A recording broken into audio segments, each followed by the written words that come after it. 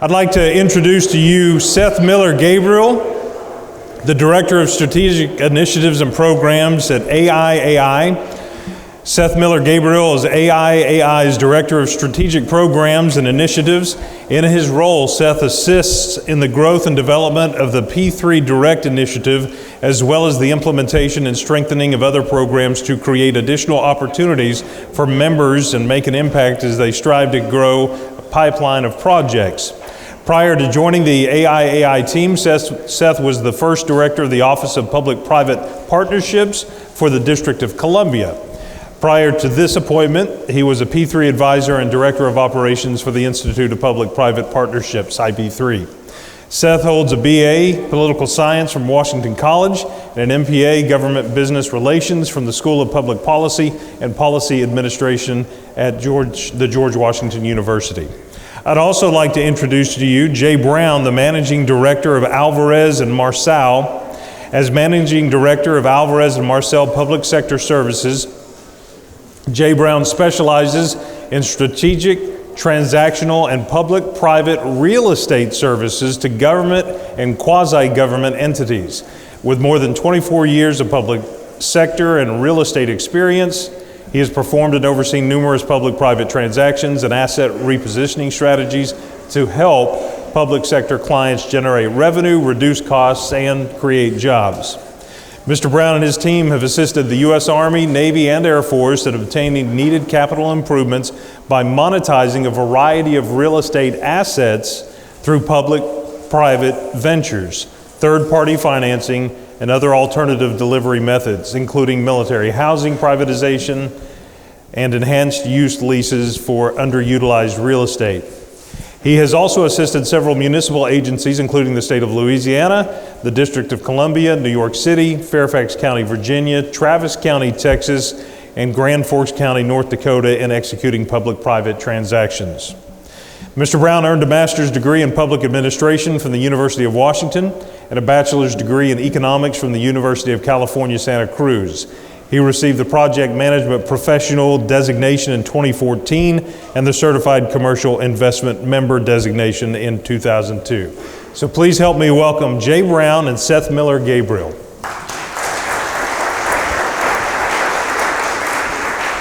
Thank you very much. You could have saved that time. You just said, hi, I'm Seth. I am from Washington, D.C., and I am here to help you. So I know it seems to be very popular. And they foolishly gave me a laser, so if you don't pay attention, it's going to hurt. So thank you very much for having us. We went through that. So why we're here today, and the purpose, the mission of AI is just to educate good folks like you on what a public-private partnership is and what it's not. Sometimes there's some misconceptions going into an idea of, oh, this project should be a P3. And why is it a P3? Well, we really don't know, but we haven't figured out how to do it any other way, so it has to be a P3. So what is a public-private partnership? All it really is a contractual agreement between the public, an entity of a government, and a private consortium team or company for the delivery of an asset. So in this case, it could be new development, new public facilities on lakes in Oklahoma. And this allows the public sector to engage the private sector in such a way to bring innovation, access to different financing tools, and really provide for the long-term care and maintenance of that facility. The one bad joke I have about P3s are really more like a marriage. You're stuck in a P3 for a very long time, so pick your partner carefully because divorce is really expensive, both in P3 and in marriage. So when we talk about public-private partnership, there's a spectrum of ways that government buys things. And most governments, that's what they do. Government doesn't deliver a whole lot of services or facilities. They tend to be the purchaser, the procurer of those assets or services. So on one end, we have what is the traditional, very traditional design, bid, build, where the government will go out and find an architect firm to draw up some designs for a building. They pay for those designs. They take the design. They try to find a construction company who can build it. They select on lowest price. They build it. There's change orders. There's more change orders. It takes too long. You spend more money as government. And in the end, you get a facility. You pay the person who's developed and built that facility for you, and then you and any of you who are elected officials, I know there's many in here, and I used to work for elected officials, so I can say this, and then you proceed not to fund the maintenance of that facility, because there is no constituency for maintenance budgets. People don't tend to be outside your door saying, maintain this. They always want a new thing, and so you have a beautiful, expensive new building that should last 50 years, and it lasts 25 years, and you wonder why you spend a lot more money in your capital budget. And that's why. As we move down the spectrum towards privatization, we don't do privatization. That's a different conference down the street for privatization. We do public-private partnerships. You go from general contractor, general at risk, design build finance, and when you start to get to those design build finance, operate, maintain with availability payments and revenue risk, that's really where we as AIAI see P3 is going, where you have a government who has engaged a private sector team, a consortium, who's going to come in, they're going to design with oversight, working as a partner. They're going to build, again, with oversight, meeting all those permits. I can't get you out of the permits, sorry. They're going to finance, not fund, we'll get to that. And then they're going to take on a commitment to operate and maintain that facility. I always pause here for any of you who are teachers, thank you very much. If we're talking about P3s for schools, we're not privatizing education. Please don't have the teachers union come shoot me. We're just talking about the building. It's just the building so that the public servants and private folks and everything going in that building, you don't have to worry about the facility. There's professionals who take care of facilities taking care of the facility. And that's when we get there. And the difference between availability payment and revenue risk, oh, thank you. You turned me off. Thank you very much. Availability payment simply is that the government is going to pay that concessionaire, that team, if the facility is available. So if this building is delivered as availability payment, it has been made available every day, living up to the terms of the contract. Therefore, the government would pay an availability payment. If that building is not available, say one of the restrooms is not working for a certain number of hours, that availability payment, that maximum payment can be delayed, it could be cut or canceled for that term, that month or year, and the private sector really doesn't like that, so they are incentivized to make sure that the facility is available. With revenue risk, this is what you would be thinking more of a toll road. So we have a lot of toll roads in and around Washington, D.C., especially in the Commonwealth of Virginia. They have been delivered under the P3 model. The private consortium, private companies that are building and maintaining those toll roads are taking on revenue risk. If people don't like how the toll roads are working and don't pay to go on the toll roads, it's that company who goes out of business. It is not the Commonwealth of Virginia. So that's the risk. So it's all about risk transfer. Under P3s, let's say, you have to start thinking of risks as money. Every risk has a cost to manage. The trick is to find what partner, public or private, who can best or more cheaply manage that risk. So start thinking of all the things that could go wrong in your projects. I did this once for a police headquarters. We got to zombie apocalypse. I told my consultants to stop. I was not going to pay them anymore for that. But everything that could go wrong, and then you determine who can manage this, and more importantly, how much should it cost to manage that? If something goes wrong, who has to take care of it, and what should it cost? So what a P3 is not, very quickly, not privatization, as I said, different conference. Not low quality delivery model. You do not go do a P3 for everything, as they have over here. These are too expensive. You will hire lawyers, you will hire financial advisors, you, the public and private. Lawyers, financial advisors, engineers, more lawyers, and then more lawyers for the lawyers. It's good to be a lawyer, I guess. And it does take time and money. So you want to make sure that you're delivering for a large project that's going to last. And the most important thing here is not a funding solution. I'm sorry, it's not free money. All the good folks in here who are in the private sector, I know you do this out of the kindness of your heart, and you're very happy to voluntarily pay for all the public facilities, and none of that is true. This is a model to finance a project. It's not new money. So the government, ultimately, with their private partner, needs to find a way to fund the project. That is either through tax revenue, it's through fees. We heard a presentation this morning about the state parks, and then what you charge for a boat slip, $2 really. I have friends in Maryland who will move their boat here if it's $2. You're not doing something right. But this is just a tool to finance that. So what a P3 is, revenue, it's risk sharing. It's all about risk sharing. It's that marriage. Who's going to pick up the kid from football practice? That's the risk. What happens if you don't? Who's going to take care of the building if the roof leaks? Whose responsibility is it? That's what you have in the contract. And you get into the design criteria for that. You have that transparent relationship It is a relationship. The government has to change that mindset from the private sector is out to get as much money from us as possible to one, the private sector is our partner and we're in this together and both sides need to be successful because this is for a long-term life cycle procurement. You are not buying a building, you're not buying a road, you're not buying rural broadband and then only thinking at the sticker price. You have to, on both sides of the ledger, understand that you are purchasing this asset and you need to own it. What is your cost of ownership?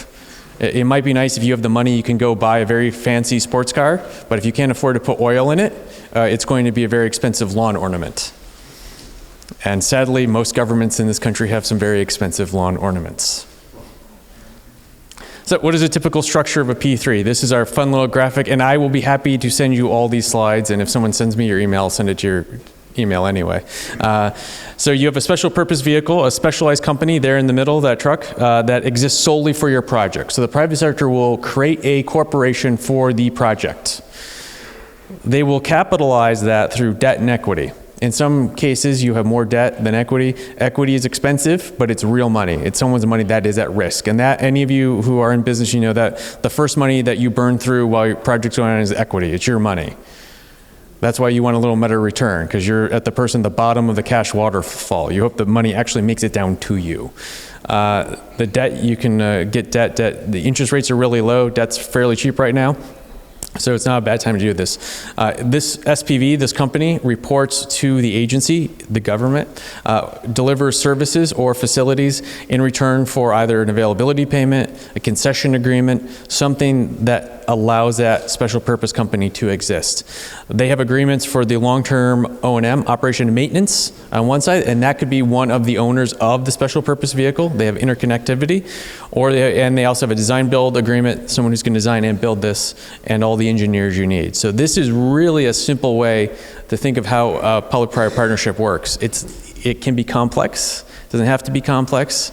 This chart, my daughter's 8. She's been on so many P3 conference calls. She started drawing this at 3. I was accused of child abuse by my in-laws, but this is really what a P3 is. This is your relationship. That's the basis. This is how it works. Jay, I'll turn it over to you. Good afternoon, everyone. Jay Brown with Alvarez and Marcel. Can you hear me okay in the back?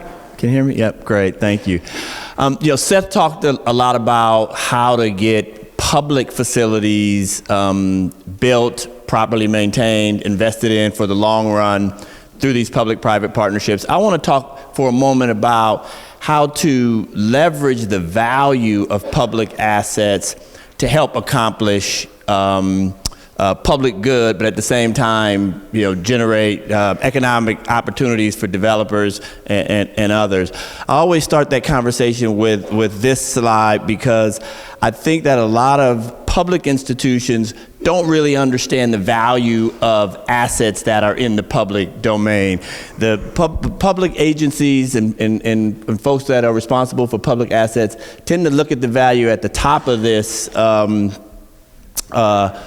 iceberg and think that's what the value is, and that's typically book value. What they miss is the market value of what they're sitting on, and that's what I heard a lot today. All this valuable and beautiful real estate here, and not just to go and build on it and put condos on it. There's all sorts of ways to get to that value, but what we're seeing in this public-private partnership universe is a recognition that the public sector needs to do a better job of leveraging the value of these assets in a responsible, meaningful way so that we can get private sector capital and private sector expertise and money to do other stuff. I have spent the last 25 years advising public institutions, higher education institutions, on doing that. And as I think it was the city manager for Skiatook, where's the gentleman who was talking earlier? One of you said on the panel that this is not new, right? City governments and local governments and developers have been in the public-private partnership business forever. Mostly that's been around getting permits, getting entitlements, getting things done. Now we're talking about something a little more different. As Seth said, it's a long-term relationship where you're actually not just getting approvals, you're in a contractual obligation over a long period of time, but the principles are still the same. So I want to give you just a couple of examples. These aren't water resource public-private partnerships, but I think they touch on the opportunities that I hope you will have in your local governments around these beautiful resources that you have, and they're projects that I just closed on behalf of my public sector clients in the last year. So they're kind of near and dear to my heart. So I just wanted to give you a couple of examples. So one of my clients is the city of Falls Church, which is a suburb outside of D.C. in Northern Virginia, that had a 23-acre site which had its high school on the site, George Mason High School. They needed to build a new high school. As Seth said, the public sector doesn't do real estate well, and I'm just going to say it. They don't. They build it usually for more than what they should build it for, and then it gets dilapidated and really fast because there's no constituency to invest in it. So they found themselves in need of a new high school, but the taxpayers didn't want to pay higher taxes to pay for the school. So they asked for some help. We went and said, well, first of all, you got 23 acres. You don't need 23 acres for this high school. And the 23 acres was adjacent to a subway. And, in that part of the country, being near a subway is kind of a valuable thing. We said, let's take the site, cut it in half, and let's offer half of it under a long-term ground lease to private developers, and then use the resources from that, tax revenue, ground lease payments, upfront payments, to help fund the high school. So when we did all the math and figured it out, voila, there was enough value in half of what just would have been a piece of dirt sitting there, and the city had no idea that they were sitting on all this value, that now is going to be a $350 million development. It'll be the biggest development in this little town outside of Washington, D.C.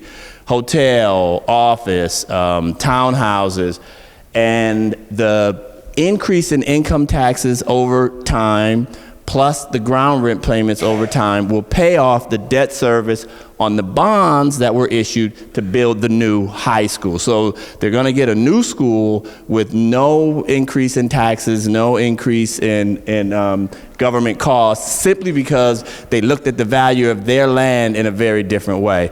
And another thing I would just say, that I think you guys are in a great position compared. I do this all over the country.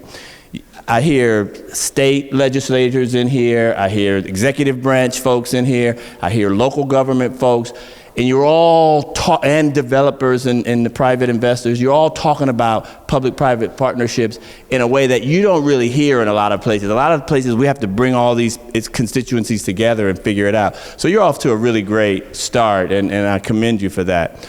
So this is just, again, one example, not a lake, but these are the kind of things that you can do if you start looking at your real estate assets the right way. And you already have the enabling legislation through your P3 legislation, so you're off to a great start. You can accomplish things like this. The second example, Travis County in Austin, Texas, wanted to build a new civil and family courthouse. They had a parking lot they owned in downtown Austin, and they were going to put the courthouse on that site. The full city block was too big for the courthouse, so they asked us to take a look at it. We said, well, you know what? Do the same thing. Take half the block, commercially develop it, use that to help fund the courthouse. That was the plan. The citizens eventually said, we don't want the courthouse downtown, and so we do need a courthouse, but put it someplace else.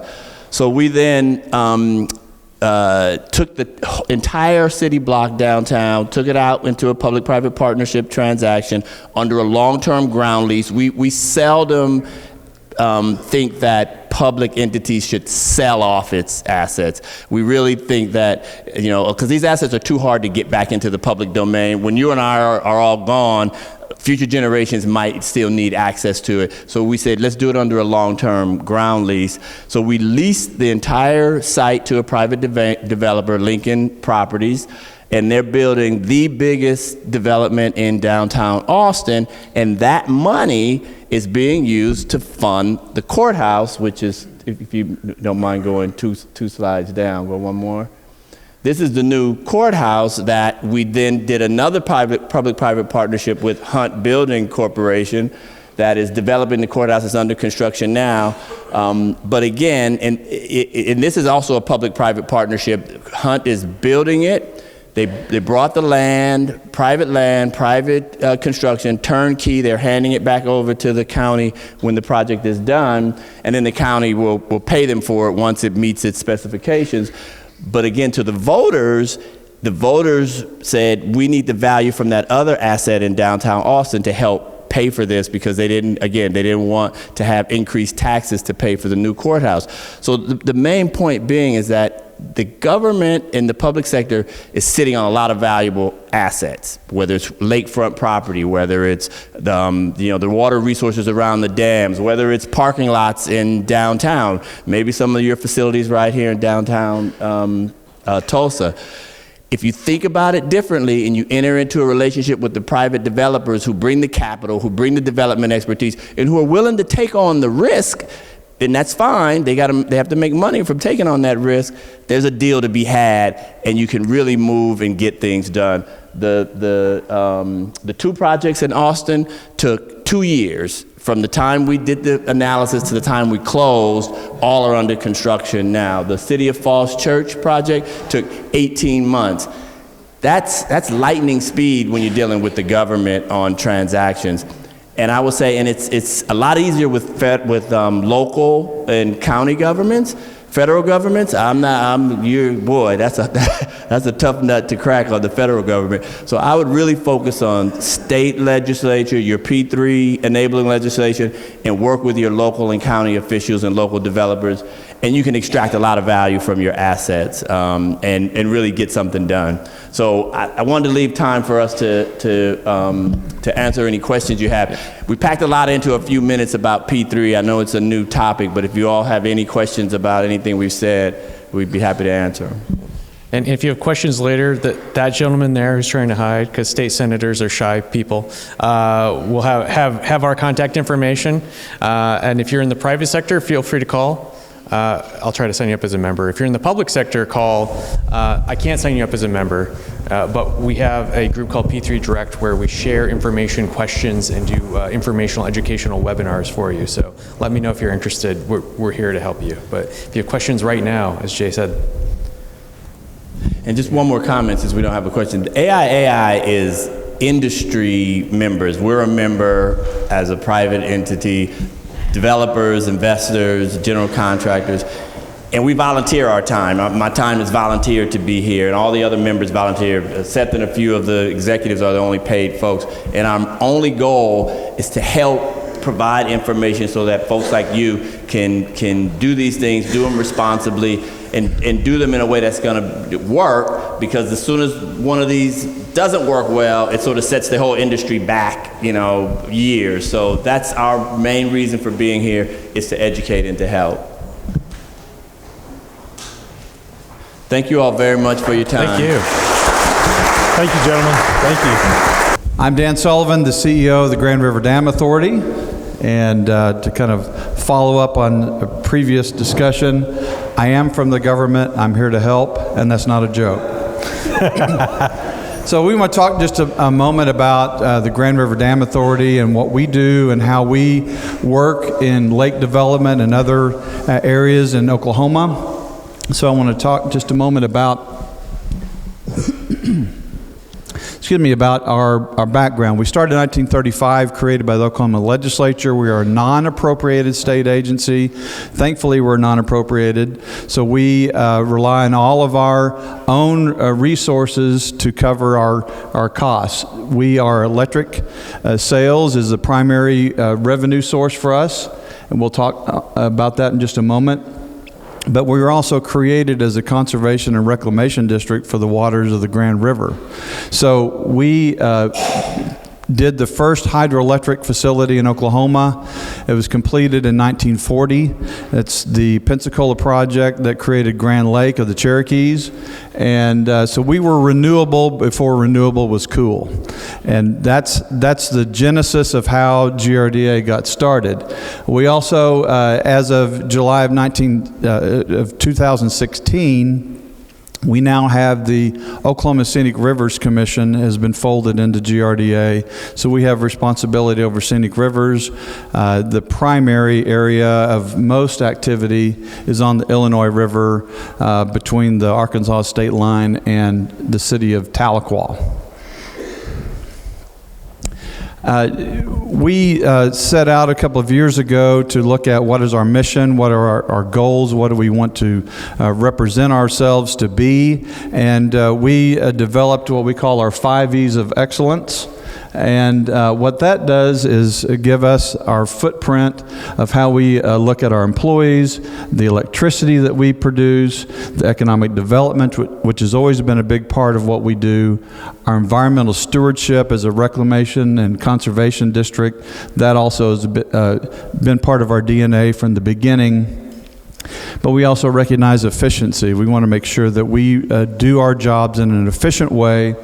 And so we like to think of this also as a way that, we were talking about top 10 before Governor Stitt was elected, and before that became a popular thing to be discussing, because we recognize that we have these resources under our control that do have a tremendous impact on the future of Oklahoma.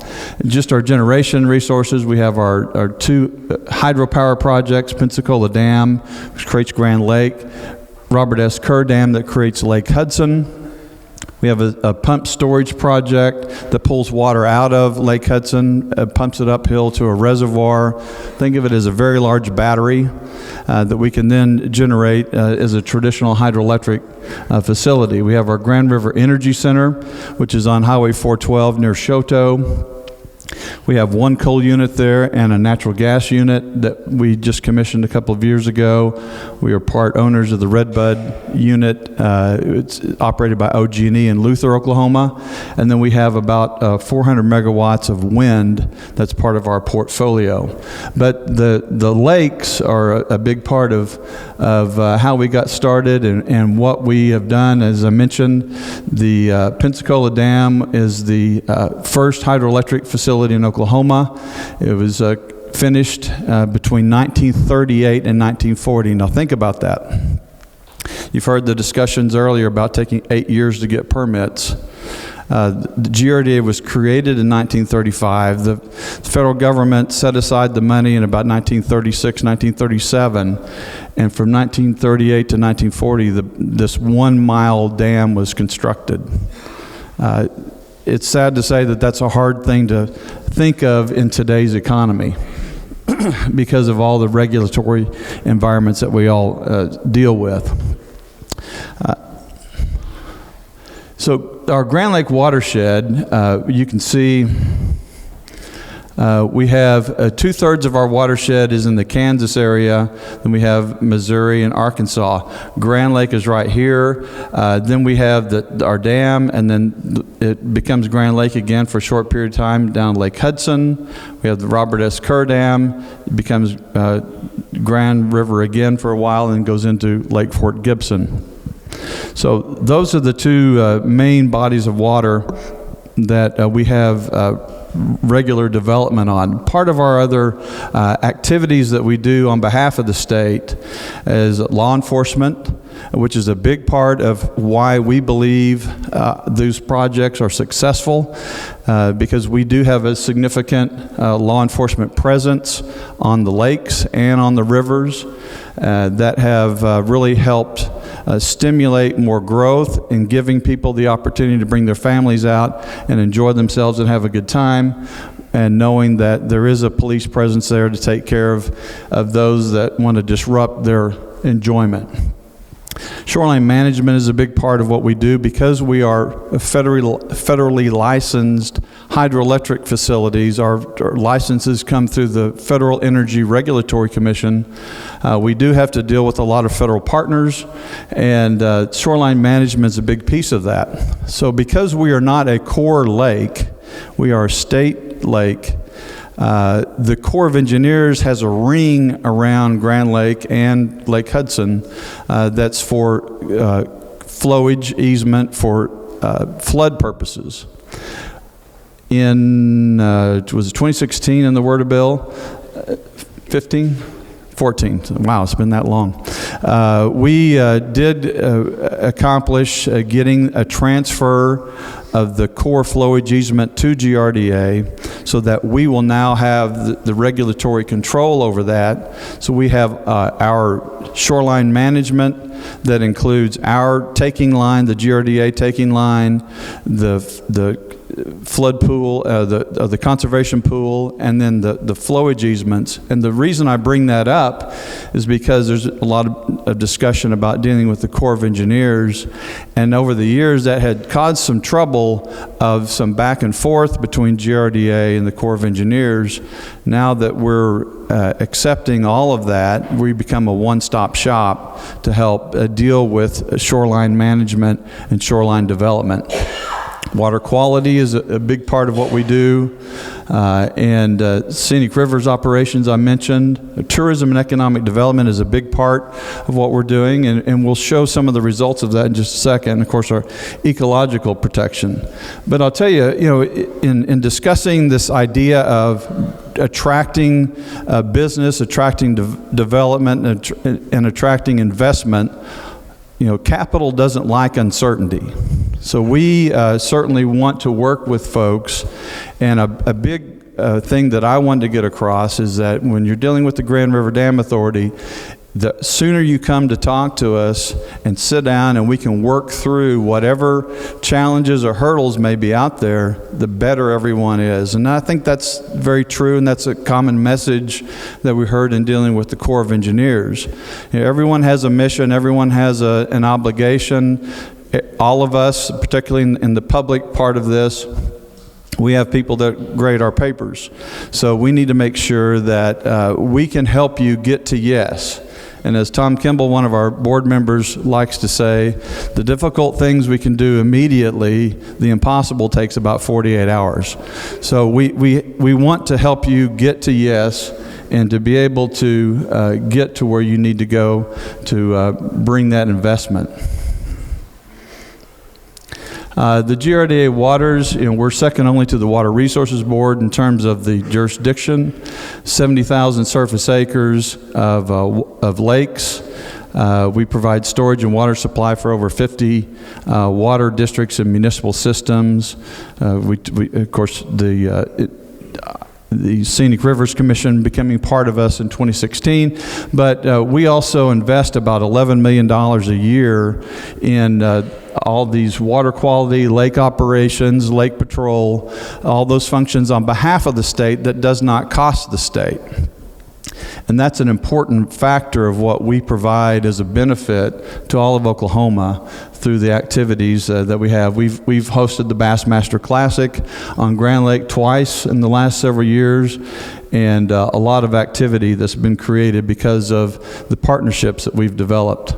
We sell electricity to mostly to municipal customers. They have their own utilities, so we saw the city of Skiatook, Manford, and many others that are here that have their own utility systems, and they use that money to help fund their operations and their city functions because they have their own utility. So it gives them an additional revenue stream, and also that provides a revenue stream for all the other activities that we're involved with.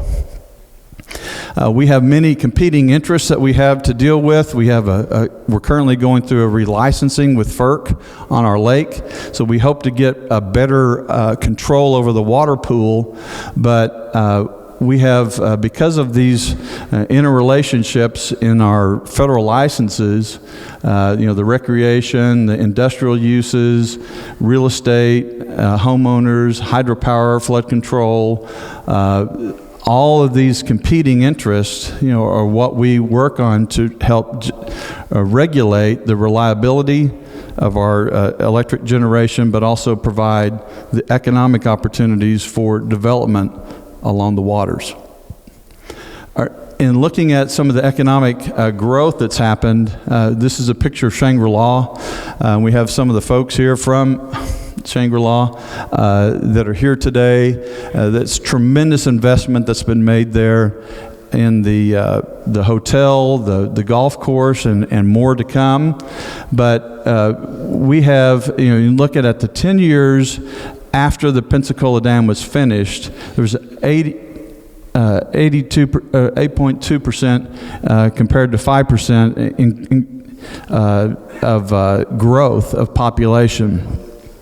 From 1940 to 2010, there was a 33% population growth around those lakes. So water attracts people. It attracts folks that want to come and have a good time. And this is the opportunities that we've helped over the years.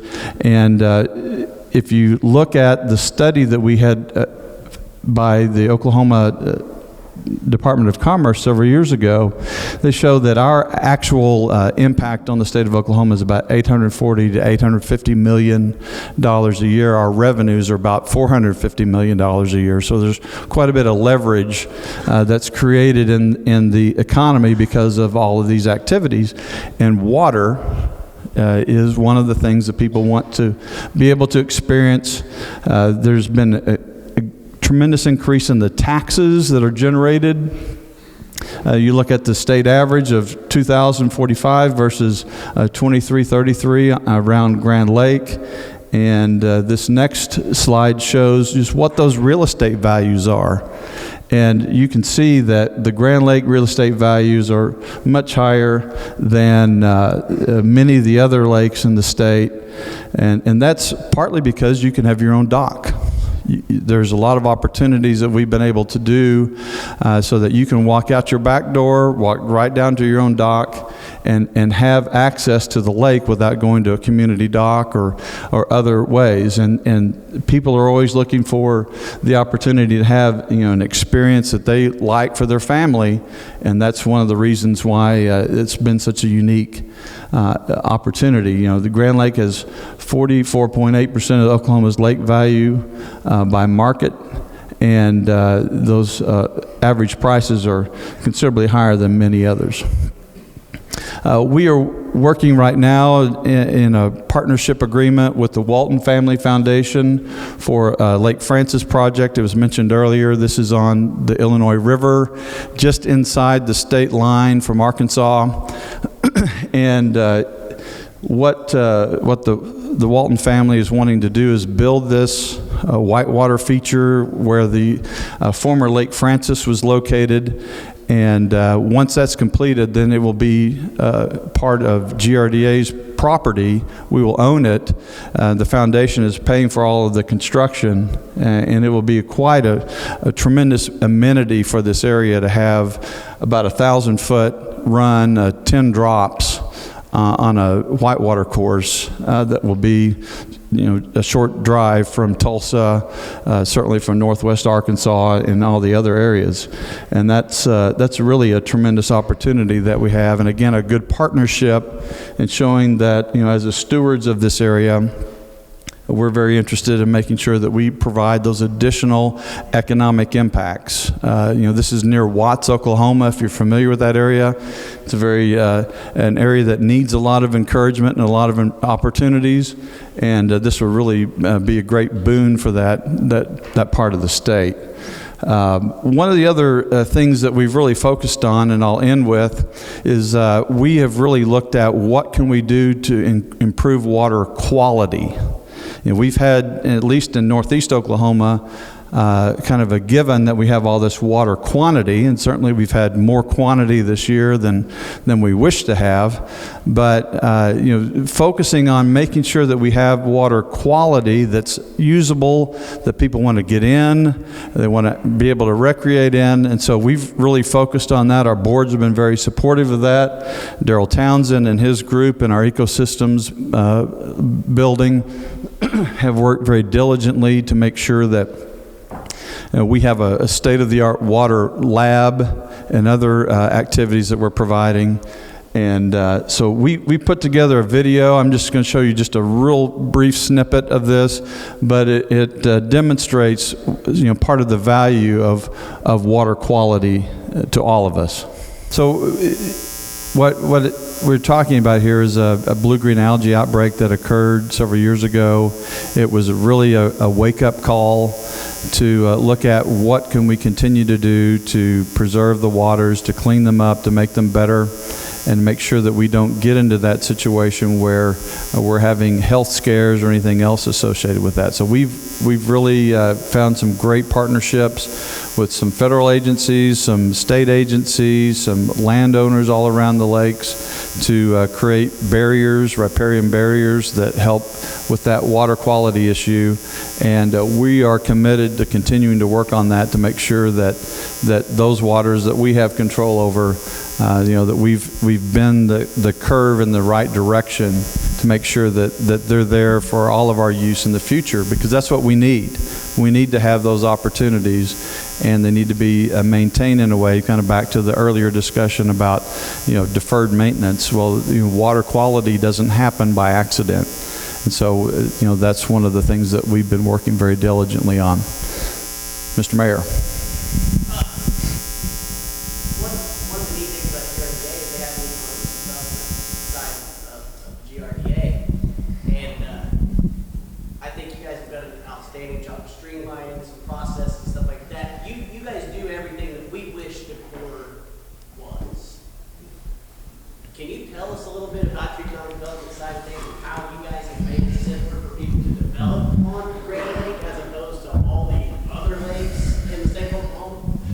Well, I think, the question is, what have we done differently than the Corps to help spawn economic development? And one is we've really tried to, back to that idea of how do we get to yes.